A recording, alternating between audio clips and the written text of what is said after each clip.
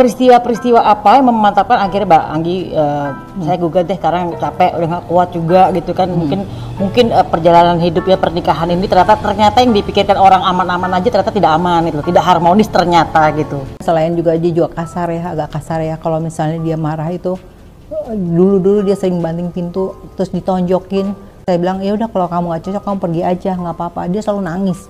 Enggak, saya kamu ngusir saya, kamu tegas. Dia mau bunuh diri, dia pergi ke dekat jendela kamar. Saya sampai bilang ya udah kok nggak uring-uringan gitu. Saya bilang ya saya sabar-sabarin kan saya juga capek, kerjanya udah capek, tambah kayak gitu capek banget gitu loh. Ya. Tapi jadi yang ngancam.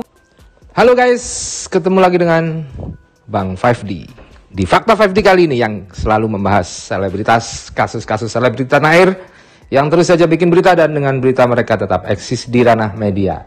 Namun di sini kita ambil pelajaran agar nggak hanya nonton artis-artisnya, nggak hanya nonton berita-beritanya, tapi dapat pelajaran bagi kita dan keluarga kita sehingga hidup kita menjadi lebih baik, lebih indah dan lebih bahagia. Salam bahagia dari Fakta 5D.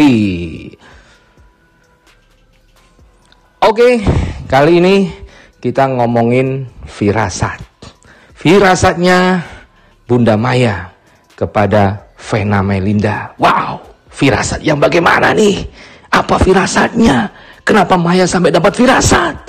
Wow, keren guys. Dan ternyata firasatnya itu adalah sesama wanita. Karena kita tahu bahwa Maya ini adalah sahabat dan juga satu angkatan artis dengan Vena Melinda. Artis senior. Sudah dulu ngetopnya, bukan artis kayak sekarang-sekarang. Maya Estianty, Vena Melinda. Angkatannya Nika Ardila barangkali ya yang masih ingat. Pokoknya mak-mak yang di atas 40 tahun pasti ingat nih dengan mereka-mereka ini. Firasatnya adalah tiba-tiba sebelum kejadian ini Bunda Maya ngundang mantan istrinya Ferry Irawan, mantan istrinya di podcast Maya Al-Eldul. Mungkin sudah mencium ya. Tetapi padahal sebelumnya juga Maya Estianty atau Vena Melinda diundang di podcastnya Mary Riana. Di situ nampak dia baik-baik saja dan nampak bisa menutupi apa yang terjadi di dalam rumah tangganya. Tapi ternyata sudah tercium guys. Atau hanya firasat ya Bunda Maya ya. Kenapa kok Bunda Maya sampai ngundang mantan istrinya Ferry, dan di situ dia bercerita belak-belakan. Ferry ini sering nonjok, sering mukul, sering KDRT, dan sering maksa. Terutama kata Bang Hotman Paris Hutapea, Ferry ini kalau lagi pengen tahu kan? Pengen apa? Pengen apa yo? Kamu nanya. Iya nanya dong. Iya. Pengen gitulah. Pengen gituan, pengen giniin, pengen gonoon. Tahu ya? 17 tahun ke atas. Itu sudah nggak kuat guys. Jadi pasti maksa Bang Ferry ini. Dan mantan istri dari Ferry Irawan yang dinikahi secara agama juga belak-belakan di podcastnya Bunda Maya.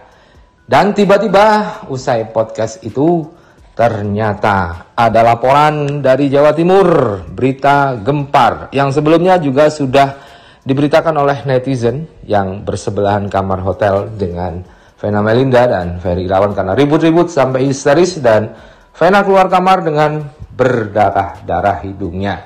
Akhirnya laporan polisi kemudian diproses dan Ferry dipanggil. Bahkan Polres Kediri pun akhirnya menyerahkan hal itu ke Polda Jawa Timur. Karena memang orang luar mungkin ya, bukan orang Jawa Timur, akhirnya harus diurusi oleh Polda. Atau memang kasusnya terlalu berat melibatkan artis senior yang juga mantan anggota DPR, sehingga Polres Kediri akhirnya melimpahkan berkasnya ke Polda Jawa Timur. Kemudian Bang Hotman datang, dihubungi oleh Vena Melinda yang sudah geram dan tidak mau melanjutkan pernikahannya lagi dan ingin Ferry mendapat setimpal dari perbuatannya. Tapi yang perlu digarisbawahi, jangan remehkan wanita guys ya, yang laki-laki, karena wanita itu punya trik yang luar biasa. Mampu bertahan di tengah badai, mampu menderita, mampu merasakan emosi yang paling mendalam. Tapi saat dia dilukai, maka wanita itu akan jadi sangat tegas, sangat garang. Hati-hati kamu para laki-laki, karena kamu tidak akan ada kalau tidak ada para wanita. Peristiwa-peristiwa apa yang memantapkan akhirnya Mbak Anggi saya gugat deh karena capek udah nggak kuat juga gitu kan. Mungkin perjalanan hidup ya, pernikahan ini ternyata yang dipikirkan orang aman-aman aja ternyata tidak aman gitu, tidak harmonis ternyata gitu. Selain juga dia juga kasar ya, agak kasar ya. Kalau misalnya dia marah itu, dulu dia sering banting pintu terus ditonjokin. Saya bilang ya udah kalau kamu nggak cocok kamu pergi aja, nggak apa-apa. Dia selalu nangis. Enggak, saya kamu ngusir saya, kamu tegas. Dia mau bunuh diri, dia pergi ke dekat jendela kamar. Saya sampai bilang ya udah kok nggak uring-uringan gitu. Saya bilang ya saya sabar-sabarin kan saya juga capek, kerjanya udah capek, tambah kayak gitu capek banget gitu loh. Ya. Tapi, jadi yang ngancam untuk pisah tuh Mbak Anggi atau Mas Ferry? Oke. Saya selalu bilang minta pisah sama dia. Karena? Ya karena itulah kan, maksudnya dia benar-benar kayak anak kecil banget gitu. Apa-apa cemburu, apa-apa marah gitu kan. Siapa-apa minta diladenin, apa gitu, capek ya. Ada nggak misalnya pengancaman misalnya kan Mbak Anggi kan bilang udah kita pisah aja karena mungkin ada perlakuan dari suami yang misalnya mungkin ngancemnya bukan hanya sekedar ngancem kata-kata tapi benar-benar ngancem pakai mungkin senjata, mungkin pakai.